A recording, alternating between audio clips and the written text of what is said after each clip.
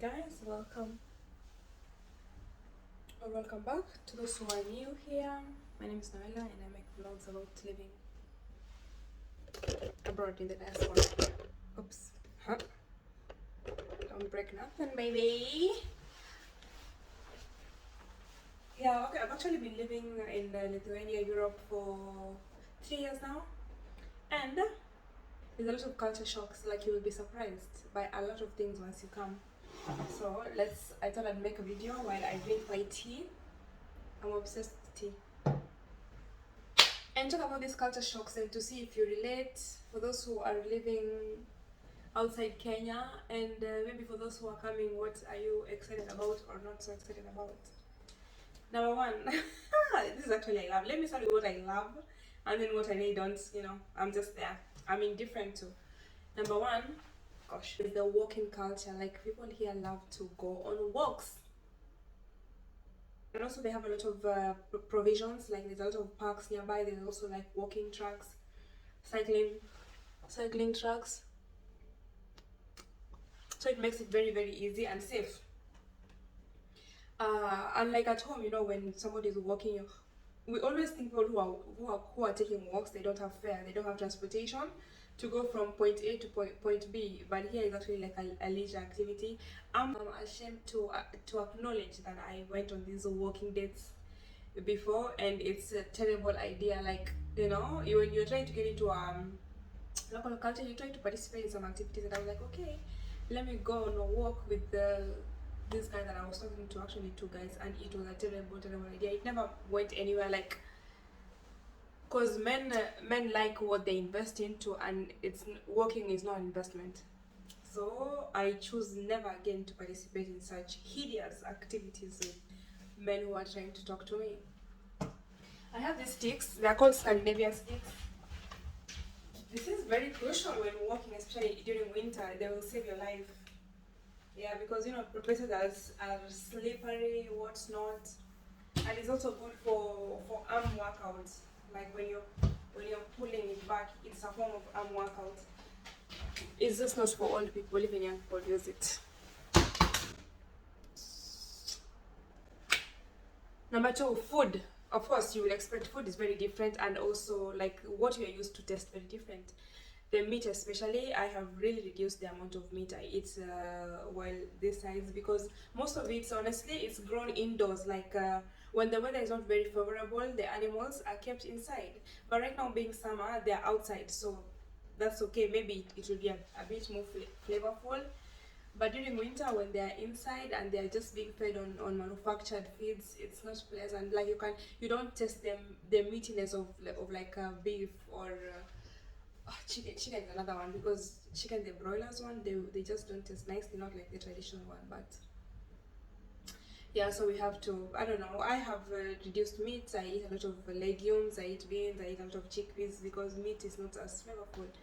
Whenever I go to like the steakhouses, I always try to go for like grass-fed meat, of course dry aged, and if it's both grass-fed and dry aged, amazing, like very, very flavorful.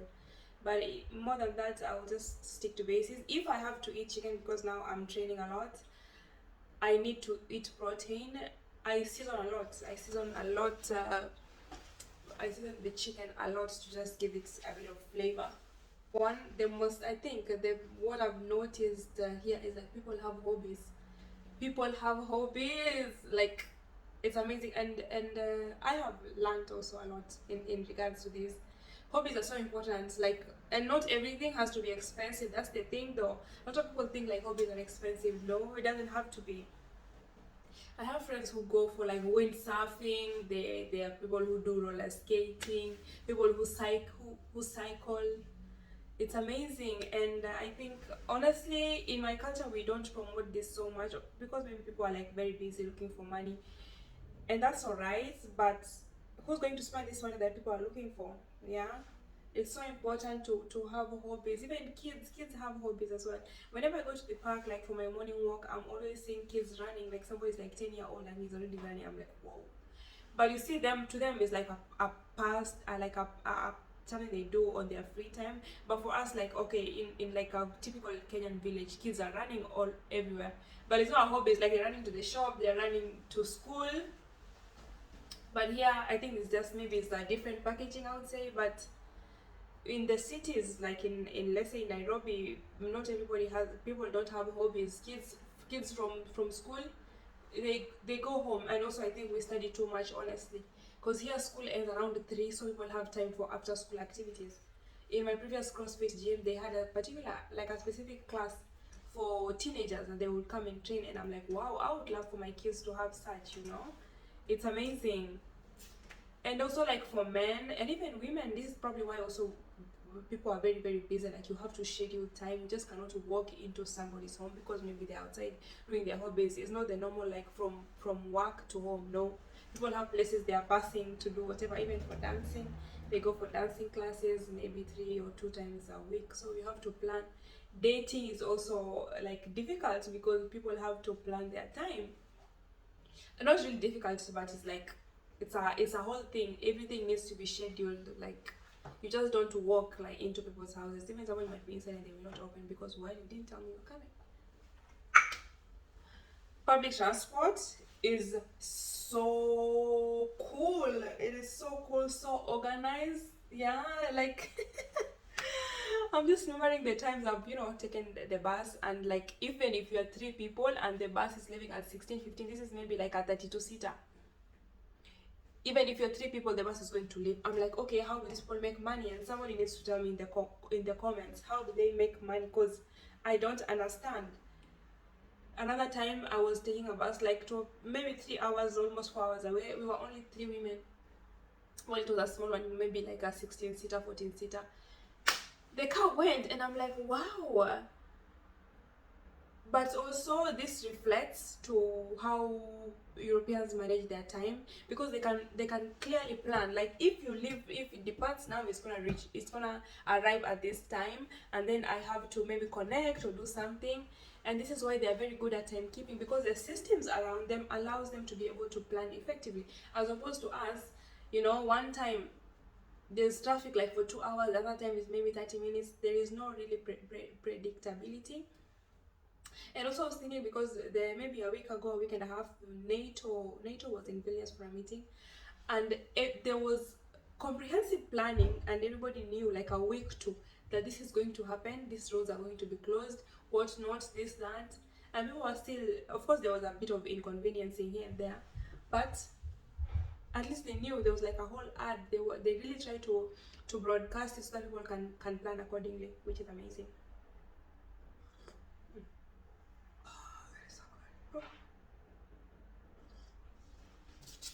Another thing that is not really a surprise, but is how open the society is towards divorce. Like, if marriage is not working, go your separate ways.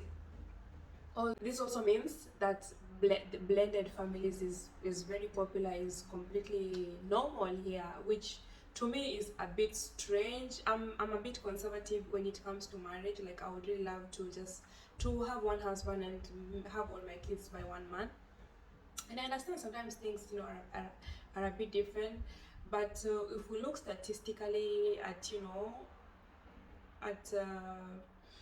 kids who do not grow up with fathers, and the effects they face in adulthood, or even in young teenage, whatever, the numbers don't lie. So there is always that risk. But the society is very, very open. Like, if you're divorced, it's okay. But also, I kind of feel, because I read a lot in their news, the women always try to depict the man as the man being violent. And for me, it is so sad. And also, this is why Western men, they're not marrying, because they're like, where, like, they have nothing to benefit from the marriage institution. If a woman wants more alimony, she can easily say, oh, he was abusive, yeah, he was manipulative, oh, he hit me, or this and that. And if this man especially is like in the media, or even if it's not even in the media, like, these things affect him, because you lose friends because they're like, why would you beat your wife or something like this? It's so popular here. Anything small, the man. Anything, like, I feel bad, honestly. But also, I think because women are coming from an environment where men their fathers, maybe their grandfathers, did not really take care of their moms and grandmothers, whatnot. And so right now, because they are being emancipated, they feel like, they have more power. But to me, it's sad, and it's sad to do this to men, because I think men are the best, really. Men are amazing creatures, but just know how to approach them. Don't need them. That is the trick. Do not need a man. Just want him, because they are creatures of desire. I don't know. Of course, as expected, winter is brutal. Prepare for that. I love winter, to be honest. I just don't like spring, and I don't like autumn, because this is windy, is muddy, is wet. No. But summer and winter are my favorite. Winter is so beautiful, everywhere is white. Of course, we pay more on bills with heating, whatnot. That is a downside. But it's so beautiful, and you just get to be a bit more cozy, stay indoors more. And yeah, I think the 4 seasons is still very interesting to us people in the tropics, because we're just used to rainy, non-rainy season, and that's it. But here, with all this season, I think inside of us, we develop, not really to develop, but we also go through seasons as human beings. Like, there are some seasons where we are waiting, some seasons where there's a lot of action, some seasons where there's a lot of uncertainty. And this is how I think, my perspective on life, I compare it to nature. Like, nature is beautiful, we learn so much from nature, and whichever season you are in, you have to accept it. To Jordan Peterson takes to voluntarily accept it, not to maybe victimize yourself or anything. But anyways, it's getting oh my god, you guys, these people have no small talk skills. Zero small talk. I don't know why. Somebody, if any Lithuanian is watching this video, please tell us, why are you guys, or maybe it's a European thing, I don't know. No, Italians, Spanish, maybe Northern Europe, you guys don't know how to have small talk. It's very awkward to them. While for us, this is very, you'll meet somebody in the bus, you will talk, like, I have received a lot of help from just small talk in the bus or something. This is back home, not here. And I've also been able to help people. Just like somebody will talk to them, like, oh, they have this problem, they need this and that, and you're like, oh, I know this and this who can help you. And that's the beauty of small talk. It's like you don't have any expectation, but if it so happens that somebody needs help, like, I'm going to and I know somebody who can do it, like, I'm going to set it up. But here it's like, people are like, what's the catch? Like, why are you talking to me? I've also realized that I've become that way, because like in the gym one time, one guy was waving at me, and I'm like, who is that? And it's like, you. I'm like, me? This is so weird. You guys don't say hi. Even after gym classes, everybody goes their way. You don't say anything. And it's sad. For me, it's really sad. It's a sad way of living. Because back home, we will stay after the class. We're like, oh my god, like, going to the trainer to tell him, you killed us today. Like, like, that was a harsh. Why are you doing this? And just have small talk and to be like, okay, bye. And this is how you network. But I think here there is no organic networking. Like, to just meet somebody, get to know. No, and it is what it is. I'm not really complaining. It is what it is. Difficulty in making friends. Adult friendships are hard. When you move abroad, 10 times harder, or 50 times, 100 times, I don't know. It is so difficult. I have met meaningful friendships, mostly in the gym, and this is like, over time. I have learned that, with Lithuanians, you take your time. We can meet up to 5 times before I ask, like, maybe for your number, to be like, what do you do on your free time, to see if there's anything similar we can do. And that is not even a guarantee that you guys will meet. Sometimes, of course, we have tried with people that I've met, but it didn't work. But I think the most important thing is just to keep on trying, because what else are you supposed to do? Just try. I always say, pick up hobbies, yes, and go at the same time. Like, even in the gym, go at the same time. Like, have a routine. If you're in the morning, be going in the morning. That's why you meet people in the morning, and then you can, like, oh, hi, follow your IG, what's your messenger, what's your Facebook, and that's like that. Then, like, maybe in a month you say, oh, let's go for a walk, let's go get some coffee, this, that. Oh, but also don't expect for them to invite you to their homes. I don't know why. For me, if I'm cooking, I'm letting people know I'm cooking. I'm making Kenyan food, like, guys, come eat. But for them, I asked one guy this and he said, well, they're slow people and they already formed their friendships when they were young. Oh my god, this time is flowing. So their friendships were formed when they were like teenagers and they carry these friendships to adulthood. So it's very difficult to permeate the friendship circle. But I wish you the best. Me, I'm still struggling, but it is what it is. This is actually okay, really funny. About the shopping carts, like when you're going to shop, the grocery store, you will have to insert a coin while so that you can take it. Reason being, they're saving. A lot of companies are saving on manpower, so they don't want anybody to be following up on you, like where did you leave? Somebody left there, another one left there, so somebody has to go collect him. No, it's like because you have put money, then you are there is an incentive for you to return it back to where you got it from and take your coin. And like at home, where this is like an opportunity for them to get a job, even if they're going to get like 200 euros a month, they will take that and they will always pick. And even like if you're having a hard time, they will push this thing to your car and then you tip them. And service, I think service with African people, it's really refreshing. You get to enjoy, like even like if you're in a grocery store and you bought a lot of things, the guy who's parking for you, here we park for ourselves. At home, people park for you, and there will be somebody. If it's a lot of things, there will be somebody who will escort you to your car. And of course, it's only the decent thing if somebody has gone out of his way to assist you. Like, give him 50 shillings, give him 100, and that makes his day. And people are just like hustling out here. I guess that's it.